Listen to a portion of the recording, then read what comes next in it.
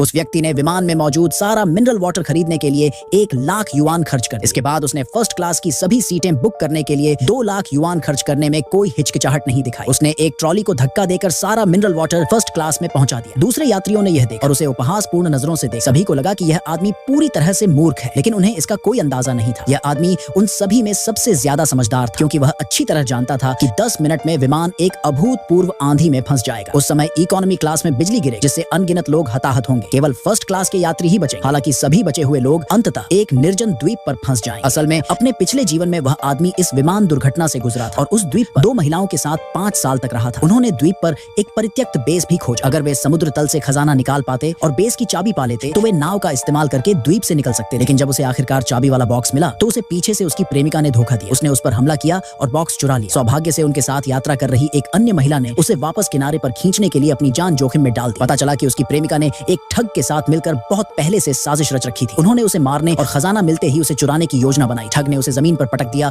और तुरंत उसकी जान लेने के लिए चाकू उठा लिया। उस समय अचानक 100 मीटर ऊंची सुनामी आई, जिसने एक पल में सभी को निगल लिया। शायद उस आदमी की किस्मत ने स्वर्ग को भी अन्यायपूर्ण महसूस कराया, क्योंकि अगले ही पल उसने खुद को पुनर्जन्म पाया। 5 साल पहले जब मैं विमान में था तो सोचने का समय ही नहीं था। उसने तुरंत अपनी घड़ी देखी, पुष्टि की कि विमान के तूफान में फंसने से पहले अभी भी 30 मिनट बाकी थे। वह जानता था कि भविष्य को बदलने का अभी भी एक मौका है। उसने जल्दी से सोचा कि कैसे उसके पिछले जीवन में केवल फर्स्ट क्लास के यात्री ही बच पाए। इसलिए उसने उस महिला को बताने का फैसला किया जिसने उसे बचाया। उस पल उसकी प्रेमिका गुस्से में उसके पास आई और पूछा कि उसने उसके लिए फर्स्ट क्लास का टिकट क्यों नहीं खरीदा। ठग भी पीछे नहीं रहा। उसने उस आदमी का मजाक उड़ाना शुरू कर। उसे याद आया कि कैसे उन दोनों ने उसके पिछले जीवन में उसके खिलाफ साजिश रची। आदमी ने निर्णायक रूप से अपनी दुष्ट प्रेमिका से नाता तोड़ लिया। इसके तुरंत बाद उसने महिला का नाम पूछा, लेकिन इस समय महिला उसे नहीं जानती और उसे लगा कि वह सिर्फ फ्लर्ट करने की कोशिश कर रहा है। उस आदमी ने जल्दी से समझाया कि वह एक पुनर्जन्म वाला व्यक्ति है और अगर वह मरना नहीं चाहता तो उसे उसके साथ फर्स्ट क्लास में जाना होगा। इस कथन ने उसे और भी अधिक सोचने पर मजबूर कर दिया कि वह आदमी पागल है, जिसके पास कोई और विकल्प नहीं है। उस आदमी ने उसके बारे में एक बहुत ही निजी रहस्य का खुलासा किया। उसके निजी अंग पर जन्म चिन्ह का जिक्र सुनकर महिला को लगा कि वह आदमी उस पर जासूसी कर रहा है और उसने शिकायत करने के लिए एक फ्लाइट अटेंडेंट को बुलाया। लेकिन अब समझाने का समय नहीं बचा था। आदमी ने अपनी घड़ी देखी। विमान के दुर्घटनाग्रस्त होने में सिर्फ 20 मिनट बचे थे। पर्सर और यात्रियों की संदिग्ध निगाहों के नीचे उसने अपनी सारी बचत विमान में मौजूद सभी मिनरल वाटर खरीदने में खर्च कर दी। हालांकि इस बार तूफान पहले से 1 मिनट पहले आया। उसके पास फर्स्ट क्लास में पहुंचने का समय नहीं था। विमान में बिजली गिरी। जैसे ही वह आदमी विमान से गिरने वाला था, महिला ने एक बार फिर से चुनाव किया। उसने हाथ बढ़ाकर उसे फिर से बचा लिया।